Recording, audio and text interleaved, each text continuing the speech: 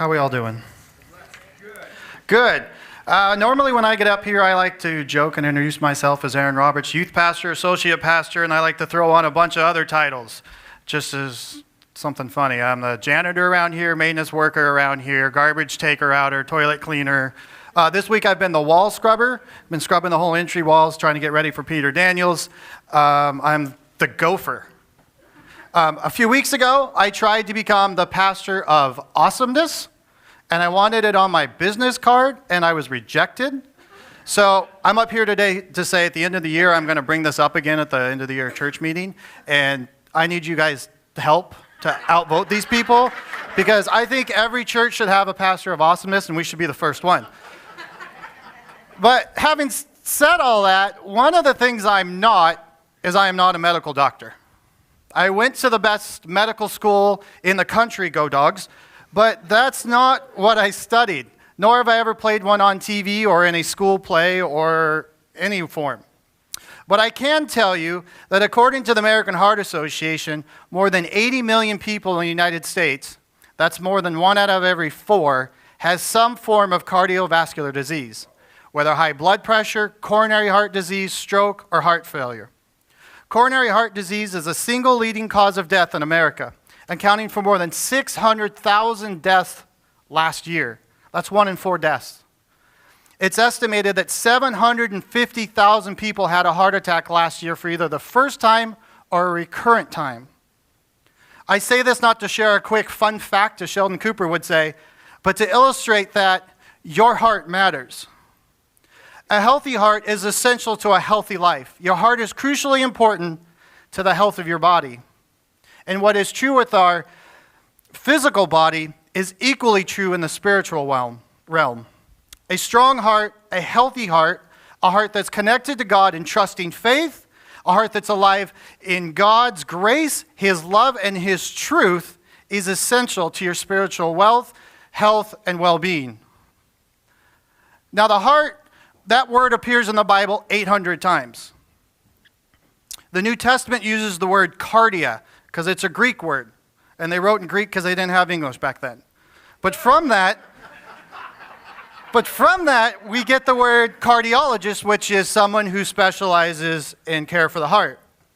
The Bible mentions the word heart, and it doesn't refer just to the physical organ that pumps your blood. It also refers to the center of our spiritual life, the seat of a person's will, the emotions, desires, and affections, because it's the source and the center of our spiritual life.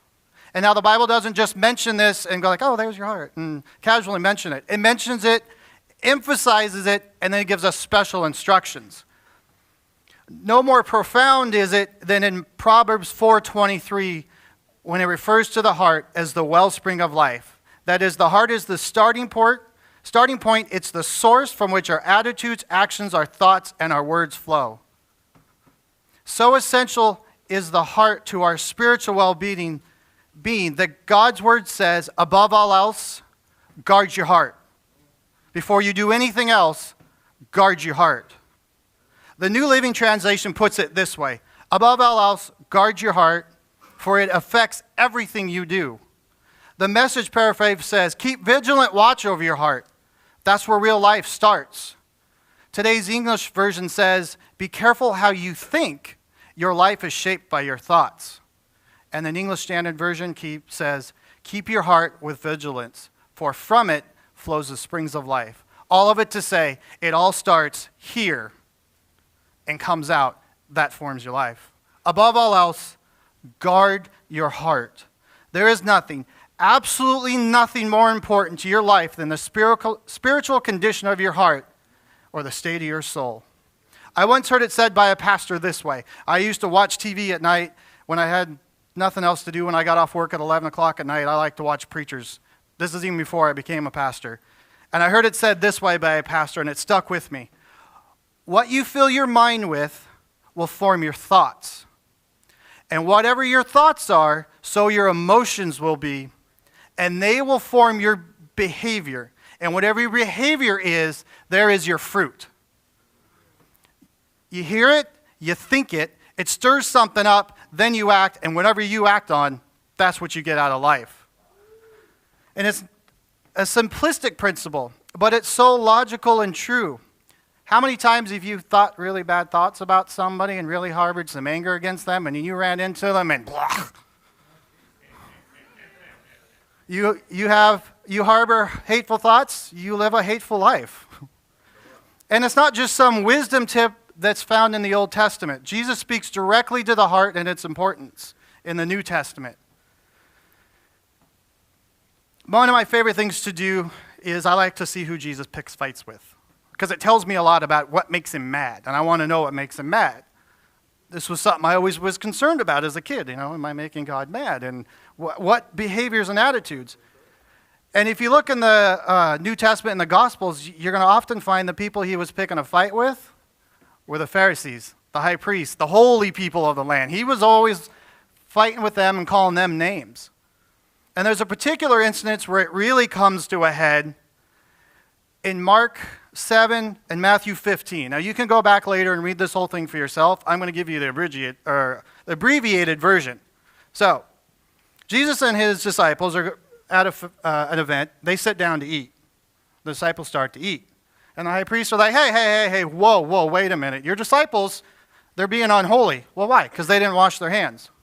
Now, we're not talking about just washing the hands. There's a whole procedure that you have to go through that the high priest had, over years of tradition, had come up with that says, if you do this, then you're holy.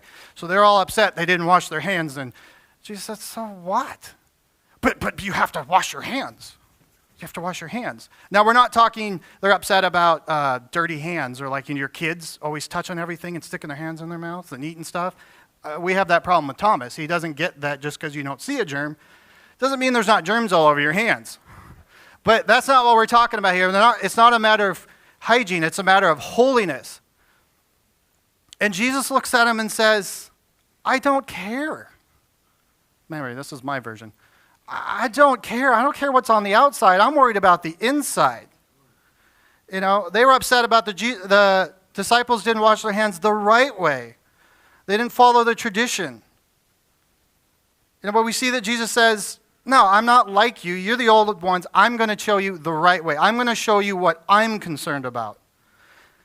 See, the Pharisees believed the way to gain favor with God, the way to be judged righteous in God's sight, was by vigorous and rigorous obedience to all the laws, all the traditions of the Jewish faith. They had taught that to gain acceptance with God was to devote themselves to ritual observances of the law. They thought if you went to church every week, if you didn't violate the rules for keeping the Sabbath, you tithed religiously, you fasted regularly, read your Bible, you prayed every day, careful to observe all the dietary regulations about what's kosher, what's not, carried out the rituals prescribed by the law, and all the little detail, even to the smallest, most minute detail, you would be accepted by God. God would be pleased with you, and you would receive your reward. It was all the outside. They were all about show. They were all about faking it just so it looked like they were real. But Jesus said the Pharisees missed the point. He said it's not what you eat or don't eat that matters. It's not whether you wash your hands or you don't wash your hands that's important. It's not a question of following the right rituals and the right practices that makes your motions correct or your attitudes correct. It's not outward appearance. What matters to God is your heart. Because the Lord made it clear to Samuel when he chose David, the youngest of Jesse's sons, to succeed Saul as king over Israel.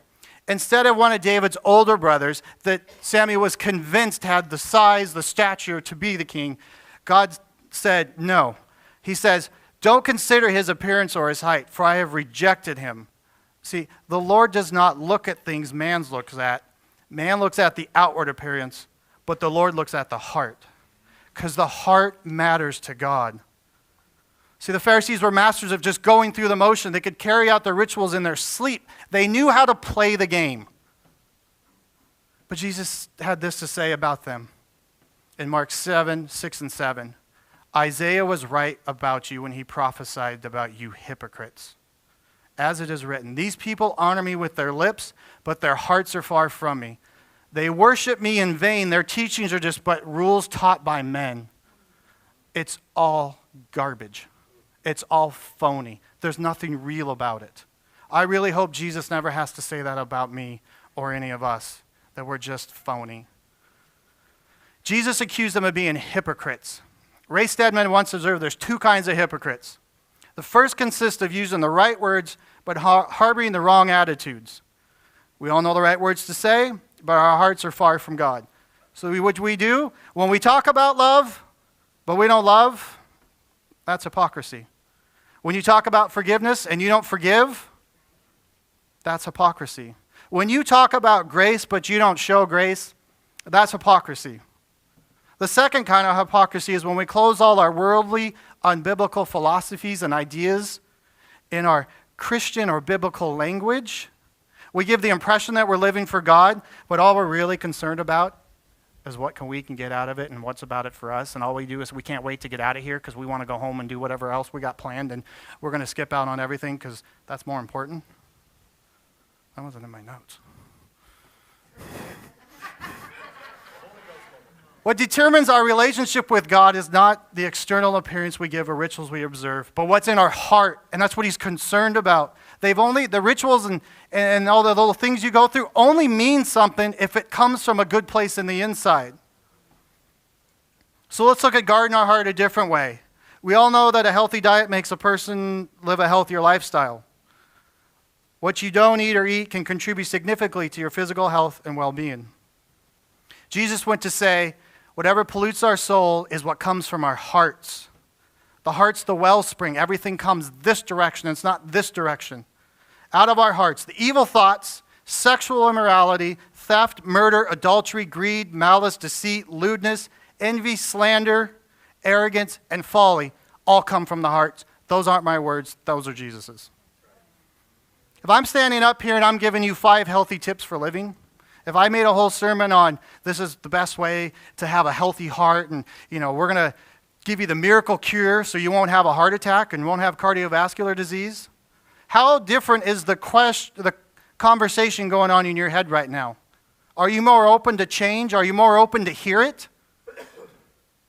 Are you more open to go home and try it if it was physical? But we're learning here the heart matters spiritually more than the physical one does. Because I can tell you, if I eat a box of donuts every single day, I'm going to get fat. Now, I don't eat a box of donuts every day, but I haven't been eating healthy. I've been feeding myself unhealthy garbage food, and I'm starting to notice a difference. My pants are a little tighter. My shirts don't always fit. I'm a little more tired. All to tell us when we intake unhealthy things, we become unhealthy. We must guard our hearts against that. Beware of what you're putting in your heart, because when you intake garbage, you're filled with garbage, and your life becomes garbage. But how do we live with a guarded heart? How do we go about guarding our heart? How do we live life a little lighter? Because you can't live life a little lighter if you're not guarding your heart. The way you do it, the Bible tells us, is to renew your mind. It's absolutely fundamental to our heart. Let's face it, our hearts are scheming, deceitful places. We try to look good and sound sanctimonious, but we're really just sinners. We were born into it. That's what we are. Romans 12, 1 and 2 says this, and you've all heard this. Therefore, I urge you, brothers, in view of God's mercy, to offer your bodies as living sacrifice, holy and pleasing to God. This is your spiritual act of worship.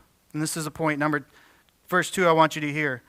Do not conform any longer to the pattern of this world, but be transformed by the renewing of your mind. Then you will be able to test and approve God's will, his good, pleasing, and perfect will. I'm going to go back and say it again because I didn't get enough oohs and ahs. Do not conform any longer to the pattern of this world, but be transformed by the renewing of your mind. Then you will be able to test and approve. There we go, that's better. See, the Christian life is supposed to be countercultural to what's going on out in the world. We're supposed to love them enough that we say, this is the better example. This is what God's life can be if you try it. Instead, we're so consumed about trying to be just like them that we've left God behind. We're not changing anything inside because all we're doing is like, I want to be like you, so give me your garbage, give me your garbage. And we're like, my life turned out to be garbage. Well, So how do we renew our mind? I heard this as a kid a lot. And I used to honestly not understand it. Renew my mind. So God, give me a new mind. Take this one out and put a new one in. I don't know, I'm a kid. That's what I thought. Or like God was going to like have some brain car wash. Well, what it means by renewing your mind, it is learn the word, control your thoughts, and counteract them with my word. Now, in the youth group, we've been talking about this idea this year is who are you? There's two yous, all of us. There's the one you are, and there is the one you hope everyone sees, or you tell everyone you are. I made the kids take a test. I gave them 10 actions. I'm a good person, I'm honest, I help others, I steal, I cheat on my test, I talk rude to my parents. And they had to pick 5 of those. And then they had 5 characteristics they had to pick. Are you a good person, bad person, honest, love God, honoring person, a gracious person, caring person? And what they realized is they thought they were good people, and they were doing a whole bunch of garbage. So we talked about the heart being your wellspring. How do we get the good in? Well, I'm going to show you. I like simple examples that I do with the youth group. So how do I renew my mind? This is your heart. This is your heart on garbage. If we don't guard our heart, if we're not constantly renewing our mind, we are letting things that are ungodly, emotions, desires, behaviors get in, and they get stuck, and that's the only thing we're going to get out. Because if I don't guard my heart, I get weak, I get despair, I get chaos, I get doubt, shame, fear, and I feel unloved. And you know what? I can't change it because that's the only thing in there. That's what's in there. Nothing else is coming out unless I do something about it. So we renew our mind. This is how it should go. The Bible's not just a fun storybook. It's not just for preachers. It's just not for a once in a while study time.